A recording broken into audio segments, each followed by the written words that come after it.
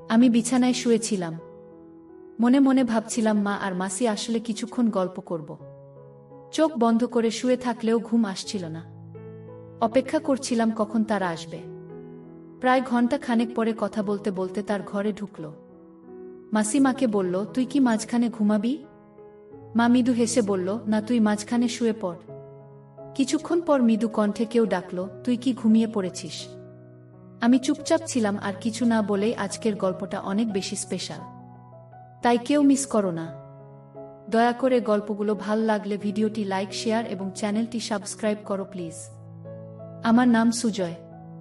বেশ কিছুদিন ধরে আমার মাসির বাড়ি যাওয়ার সুযোগ হয়নি। মাসি মাঝে মাঝে ফোন করতেন, কিন্তু সেই সময় আমি আমার মাস্টার্স ডিগ্রির ফাইনাল পরীক্ষার প্রস্তুতিতে খুব ব্যস্ত ছিলাম। এখন পরীক্ষার ফলও বেরিয়ে গেছে এবং আমি একটা ভালো চাকরির সন্ধানে আছি। তবে মাসির সাথে কাটানো মধুর মুহূর্তগুলো এখনও আমার মনে গেঁথে আছে। আমি প্রায়ই ভাবি মাসির সাথে দেখা করার জন্য আবার কখন যাব। কারণ মাসি আমাকে খুব ভালোবাসে। মাসি দেখতে অনেক সুন্দর ছিলেন। তিনি একটু স্বাস্থ্যবান হওয়ায় তাকে আরও সুন্দর লাগে। তার হাতে রান্না করা খাবার খেয়ে কিছুদিন কাটানোর ইচ্ছায় আমি ঠিক করলাম যে এবার মাসির বাড়িতে গিয়ে কিছুদিন থাকব। মাসির সাথে অনেক সময় কাটাব, অনেক গল্প করব। কারণ অনেক দিন থেকে মাসির সাথে দেখা হয় না। অবশেষে আমার ইচ্ছা পূরণ হলো। একদিন আমার মাসি ফোন করলেন আর মাকে বললেন, তুমি আর সুজয় 5 দিনের জন্য আমাদের এখানে চলে এসো। তোমার জামাই জি 7 দিনের জন্য শহরের বাইরে যাচ্ছেন। অনেক দিন থেকে তোমাদের সাথে দেখা হয় না। এই সুযোগে আমরা কয়েকটা দিন মজা করে কাটাতে পারব। কালকেই চলে এসো, আমি অপেক্ষা করছি না। ফোন স্পিকারে রেখেছিলেন যাতে আমি কথাগুলো শুনতে পারি। আমার মায়ের নাম গীতা আর মাসির নাম লতা। সব কথা শুনে মা বললেন, ঠিক আছে লতা, আমরা কালকে আসছি।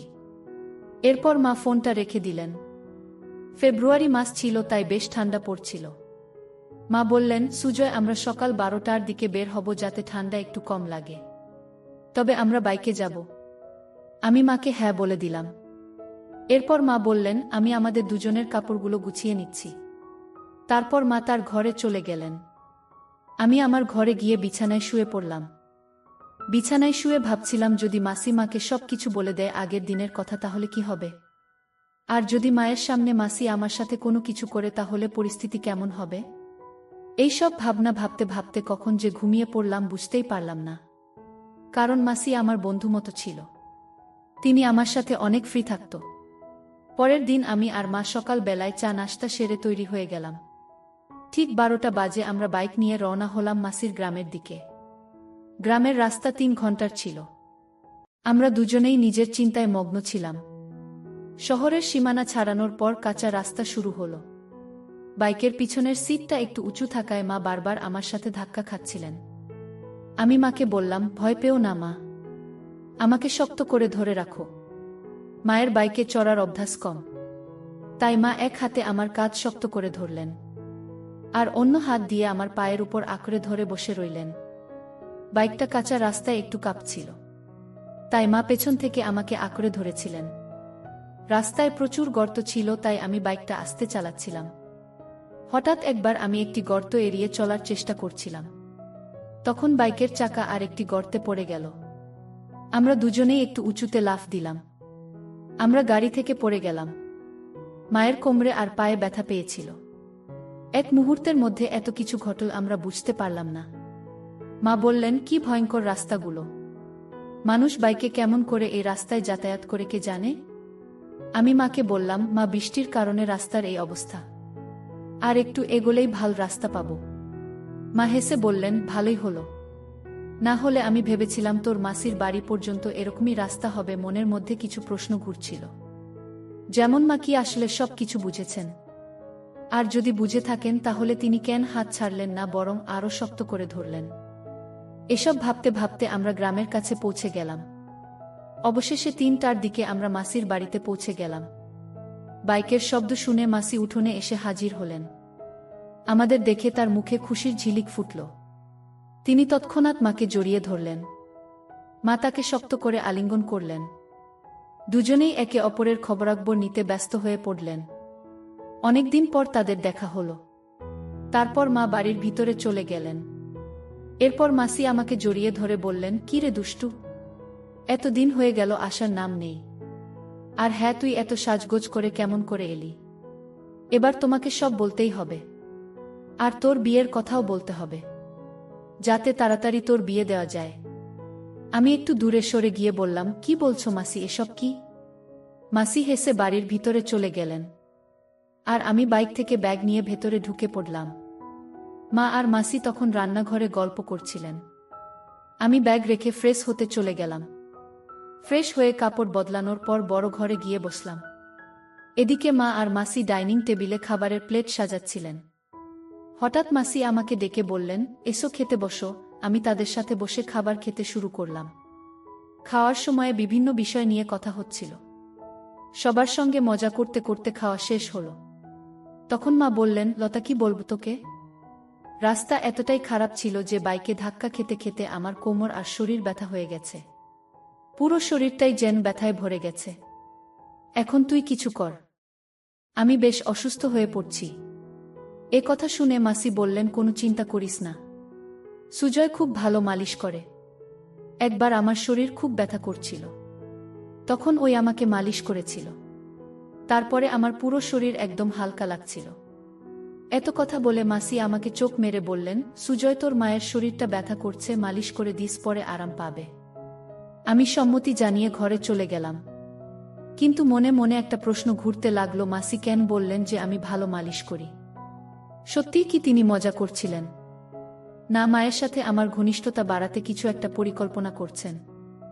মাসির এই আচরণের পেছনে কি উদ্দেশ্য ছিল তা ভেবে আমার মধ্যে অস্থিরতা বাড়ছিল।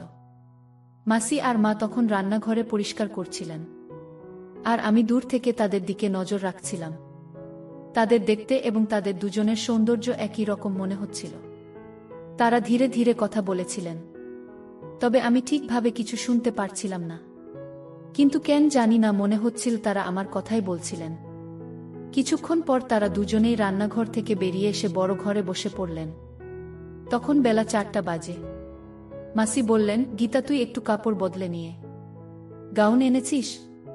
যদি না আনিস তাহলে আমারটা নে। তারপর এক গ্লাস পানি খেয়ে শুয়ে পড়। তারপর সুজয় তো শরীরটা মালিশ করে দেবে, যাতে তো শরীরের ব্যথা কমে যায়। এতটুকু বলেই তারা দুজনে শোবার ঘরে চলে গেলেন। আমি বসে বসে ভাবছিলাম, জীবনে কখনো এমন ধরনের কাজ করিনি। কিছুক্ষণ পর মাসি রান্নাঘর থেকে একটা পাত্রে কিছু নিয়ে এসে বললেন, চল, সময় হয়েছে। আমি কিছু না বলে চুপচাপ তার পেছনে শোবার ঘরে গেলাম। সেখানে গিয়ে দেখি মা বিছানায় শুয়ে আছেন। মায়ের পা এবং শরীরে প্রচণ্ড ব্যথা ছিল, কারণ তিনি গাড়ি করে আসার সময় পড়ে গিয়েছিল। মাকে দেখে মনোযোগ দিয়ে তাকিয়ে রইলাম। হঠাৎ খেয়াল করলাম মাসি আমার পাশে দাঁড়িয়ে আছেন। মাসি হেসে বললেন, কি দেখছিস সুজয়? আগে কখনো কি তোর মাকে দেখিসনি? তোর মাকে একটু তেল দিয়ে মালিশ করো, তার অনেক কষ্ট হচ্ছে। মায়ের ব্যথা লাঘব করার জন্য আমি বিছানার পাশে বসে একটু চিন্তায় পড়ে গেলাম। তখন মাসি ছোট্ট একটা পাত্রে তেল এনে আমার হাতে দিলেন এবং বললেন, শুরু কর, পা থেকে শুরু কর। আমি আস্তে আস্তে মায়ের পায়ে তেল লাগাতে শুরু করলাম। মাসি পাশে বসে মনোযোগ দিয়ে আমার কাজ দেখছিলেন। যদি আমি প্রথমে একটু সংকোচ বোধ করছিলাম, তবুও ধীরে ধীরে কাজটা চালিয়ে গেলাম, কারণ মাকে সুস্থ করতে হবে। আমার মনের ভেতর শুধু একটাই চিন্তা ছিল, মাকে সুস্থ করতে হবে। মা মুখটা একটু ঘুরিয়ে নিলেন। এরপর মাসি একটু দূরে শুয়ে মাকে জিজ্ঞেস করলেন, কেমন লাগছে গীতা? মা বললেন, এখন কিছুটা ভালো লাগছে লতা। তুই থাকলে আজ একটু ভিন্ন কিছু করলাম। তুই অনেক কিছু জানিস। মাসি তখন মায়ের মাথায় হালকা চাপ দিয়ে বললেন, এত বাচ্চার সব কথা বলছিস কেন? সুজয় তো পাশে রয়েছে, সে কিভাবে?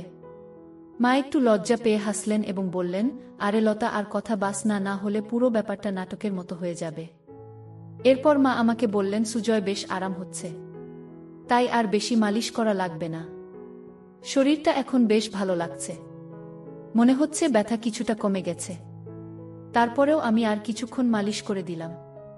প্রায় আধা ঘন্টা পরে মা শান্ত গলায় বললেন, এবার যথেষ্ট হয়েছে সুজয়, অনেক স্বস্তি লাগছে। আমি উঠে দাঁড়ালাম। তখন মায়ের পাশে দাঁড়িয়েছিলাম। মা হঠাৎ পাশ ফিরে শুয়ে পড়লেন। তখন মাসি এসে বললেন, আরে গীতা, এখনো তো অর্ধেক মালিশ বাকি আছে, মা একটু লজ্জা পেয়ে বললেন, থাক লতা, সুজয়ের সামনে এটা করতে একটু অস্বস্তি লাগছে। মালিশ শেষ হওয়ার পর মা বেশ ভালো বোধ করতে লাগলেন। আমরা সবাই বাইরে এসে একটু বিশ্রাম নিলাম। এরপর মাসি আমাকে ডেকে বললেন, সুজয়, অনেক দিন হয়ে গেল, চল ভেতরে যাই। আমি রাজি হয়ে ভেতরে গেলাম, যেখানে আমরা সবাই মিলে খেতে বসলাম। খাওয়ার সময় মাসি আমাকে জিজ্ঞেস করলেন, তাহলে সুজয়, মায়ের মালিশ করে কেমন লাগলো? আমি হেসে বললাম, প্রথমে একটু অস্বস্তি হচ্ছিল, কিন্তু তোমার কথায় সাহস করে করলাম। মাসি হেসে বললেন, দেখেছ মা এখন অনেকটা ভালো আছে। আমি বললাম, হ্যাঁ, এটা তোমার কারণেই সম্ভব হয়েছে।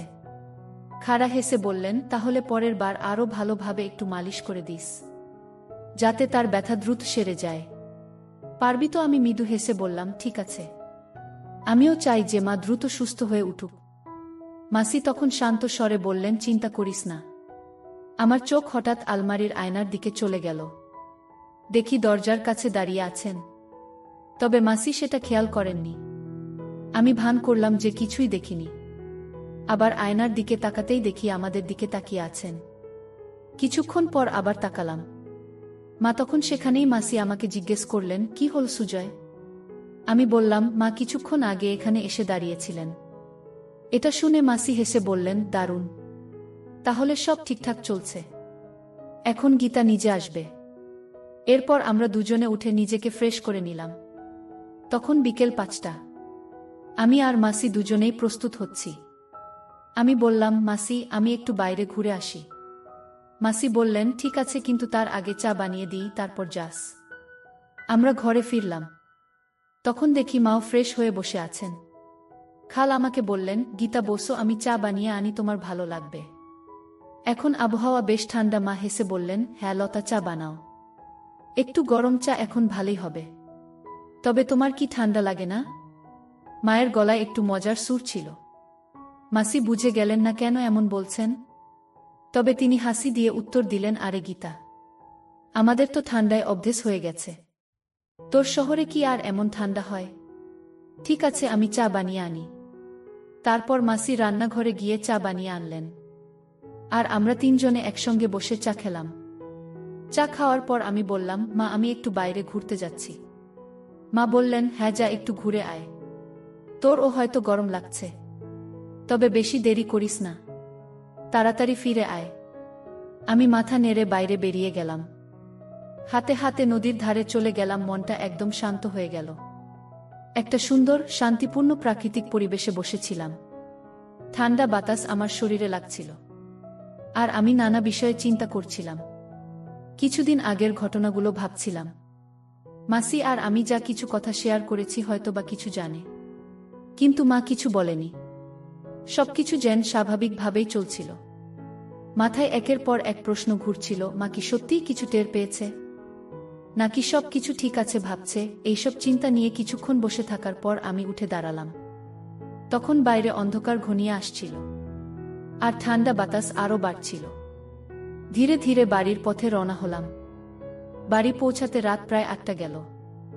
ভেতরে ঢুকে দেখি মা আর মাসি রান্নাঘরে রাতের খাবার তৈরি করছেন। আমাকে দেখে মা মিষ্টি গলায় বললেন, আই সুজয়, আগে গরম পানিতে হাত মুখ ধুয়ে নে, তারপর খেতে বসছি। প্রায় রাত 9টা নাগাদ আমরা সবাই একসঙ্গে খেতে বসলাম। খেতে খেতে আমি বললাম, মাসি, এখানে ঠান্ডাটা অনেক বেশি। আমাদের ওখানে এমন ঠান্ডা হয় না। মাসি মুচকি হেসে বলল, চিন্তা করিস না, আমার বাড়িতে হিটার আছে, তোর ঠান্ডা লাগবে না। আমি বললাম, সত্যি? তাহলে ঠিক আছে, আজ একটু আগে ঘুমাব, বেশ ক্লান্ত লাগছে। মাসির কথা শুনে মা মজা করে বলল, তুই এত ছোট, তোর আবার কি ক্লান্তি? মাসি হেসে বলল, আরে গীতা এত পথ পাড়ি দিয়ে এসেছে, তার উপর রাস্তার এমন অবস্থা। মা আর কিছু বলল না। আমরা সবাই মিলে গল্প করতে করতে খাওয়া শেষ করলাম। তারপর মা আর মাসি রান্নাঘর পরিষ্কার করতে ব্যস্ত হয়ে পড়ল। আর আমি উঠলাম একটু বাইরে হাঁটতে। কিছুক্ষণ পর আমি শোবার ঘরে গেলাম। ঘরটি আগে থেকেই গোছানো ছিল। বিছানায় একটি বড় কম্বল পাতা ছিল, যা দুজনের জন্য যথেষ্ট। আমি কাপড় পরিবর্তন করে কম্বলের নিচে ঢুকে শুয়ে পড়লাম এবং দেওয়ালের দিকে মুখ করে চোখ বন্ধ করলাম। জানতাম তারা রান্নার কাজ শেষ করে আসবে। তবে তখনও অনেক চিন্তা মাথায় ঘুরছিল। আমি বিছানায় শুয়েছিলাম। মনে হচ্ছিল যে তারা এলে গল্প হবে। যদিও চোখ বন্ধ করে শুয়েছিলাম, ঘুম আসছিল না। তাদের আসার জন্য অপেক্ষা করতে লাগলাম। প্রায় 1 ঘন্টা পরে কথা বলতে বলতে তার ঘরে ঢুকল। খাল আমাকে বলল, তুই কি মাঝখানে ঘুমাবি? মা হেসে উত্তর দিল, না, তুই ঘুমাইস না মাঝখানে। এই কথোপকথন চলতে থাকলো আর আমি চুপচাপ শুয়ে রইলাম। আমি শুয়ে থাকার ভান করছিলাম ওদের কথোপকথন শুনতে শুনতে। কিছুক্ষণ পর ঘরটা একদম শান্ত হয়ে গেল। আমি আস্তে করে কম্বল সরিয়ে দেখলাম ঘরের আলো নিভিয়ে দেওয়া হয়েছে। মনে একটু স্বস্তি পেলাম, কারণ সবাই ঘুমিয়ে পড়েছে মনে হলো। প্রায় 20 মিনিট এভাবে কেটে গেল, কিন্তু কোনো আওয়াজ শুনতে পাচ্ছিলাম না। আমি একটু সরে গিয়ে অন্যদিকে মুখ করে শুয়ে পড়লাম, কারণ নানা চিন্তা মাথায় ঘুরছিল। ভাবছিলাম, আমার নড়াচড়া কেউ লক্ষ্য করল কি? মা কিছু বুঝতে পারছেন? সব ঠিক আছে? ঠিক তখনই একজন মৃদু কণ্ঠে ডাকল, তুই ঘুমিয়ে পড়েছিস? তার স্বরে স্নেহের পরশ ছিল। আমি চুপচাপ ছিলাম যে ঘুমিয়ে আছি, কিন্তু ভেতরে ভেতরে অস্থিরতা বাড়ছিল। তারপর বলল, ভালো করে ঘুমিয়ে পড়, সকালে সব কথা হবে। তার কথায় মনে অনেকটা শান্তি এলো এবং ধীরে ধীরে আমি ঘুমিয়ে পড়লাম। ঠিক তখন মা বললেন, এখন ঘুমিয়ে পড়, রাত অনেক হয়েছে। তার গলায় ক্লান্তির সুর ছিল। সবাই নিজের জায়গায় ফিরে গিয়ে শুয়ে পড়ল। মায়ের কণ্ঠে এমন কিছু ছিল যা আমাকে মানসিকভাবে শান্ত করেছিল। কিছুক্ষণ শুয়ে থেকে অবশেষে ঘুমিয়ে পড়লাম। সকালে ঘুম ভেঙে দেখি মা আগে উঠেছেন। তিনি রান্নাঘরে চা তৈরি করছিলেন, আর পাশে মাসি বসেছিলেন। ঘরের পরিবেশটা একটু অন্যরকম লাগছিল। মা আমাকে দেখে মৃদু হেসে বললেন, চা খাবে? আমি মাথা নেড়ে সম্মতি জানালাম। তার হাসিতে ছিল অভিজ্ঞতা ও মমতা, যেন তিনি পুরো পরিস্থিতি বুঝে শান্তভাবে সবকিছু সামলাচ্ছেন। আমরা বেশ কয়েকদিন মাসির বাড়িতে থাকলাম। মাসির সাথে আমি আর মা অনেক হাসি ঠাট্টার মধ্যে দিন কাটিয়েছিলাম। অনেক জায়গায় ঘুরতে গিয়েছিলাম। কিছুক্ষণ পরে মা মাসির দিকে তাকিয়ে বললেন, আচ্ছা লতা, আমাদের এখন চলে যাওয়া উচিত। অনেক কাজ বাকি আছে বাড়িতে। মা আর আমি যখন মাসির বাড়ি থেকে বের হচ্ছিলাম, মাসি হেসে বললেন, ঠিক আছে, তোমরা যাও। আমার স্বামীও আসার সময় হয়েছে। বিদায় মুহূর্তে পুরো পরিবেশটা হালকা হয়ে গেল। আমি অনুভব করলাম মা কিছু না বললেও সবকিছু সুন্দরভাবে সামলে নিয়েছেন। মা আমার দিকে তাকিয়ে শান্ত স্বরে বললেন, সুজয়, জীবনের সবকিছুর একটা সীমা থাকে আর সঠিক ভুলের পার্থক্য করা গুরুত্বপূর্ণ। তার কথাগুলো আমার মনে গভীরভাবে ছাপ ফেলল। সেই মুহূর্তে আমি সিদ্ধান্ত নিলাম, জীবনের প্রতি আমার দৃষ্টিভঙ্গি পরিবর্তন করব এবং নতুনভাবে জীবন শুরু করব। মায়ের ধৈর্যশীল ও শান্ত আচরণ আমাকে এমন এক শিক্ষা দিল যা অন্যভাবে উপলব্ধি করা সম্ভব ছিল না। মাসির বাড়ি থেকে বিদায় নিয়ে আমি মনে মনে প্রতিজ্ঞা করলাম যে আমার চিন্তা ভাবনা ও কাজকে সঠিক পথে পরিচালিত করব। মায়ের স্নেহ, তার মনের গভীরতা এবং তার বলিষ্ঠ চিন্তাশক্তি আমাকে জীবনের নতুন দিশা দেখিয়েছে। আমি এখন ভবিষ্যতের দিকে আরও আত্মবিশ্বাস ও আশার সঙ্গে এগিয়ে যেতে প্রস্তুত। তার কিছুদিন পর আমার একটি ভালো চাকরি হয়। এখন আমি সব চিন্তা বাদ দিয়ে মন দিয়ে চাকরি করতে থাকি, আর আমার পরিবারের সব দায়িত্ব নেই। এখন আমার মা অনেক খুশি আমার উপর। গল্পটা কেমন লাগলো জানাতে ভুলবেন না। আরও মজার মজার রোম্যান্টিক গল্প শুনতে চাইলে ভিডিওটি লাইক, শেয়ার এবং জোনাকি ব্লগ চ্যানেলটি সাবস্ক্রাইব করতে এবং বেল আইকনটি ক্লিক করতে ভুলবেন না। ভিডিওটি দেখার জন্য তোমাদের অসংখ্য ধন্যবাদ।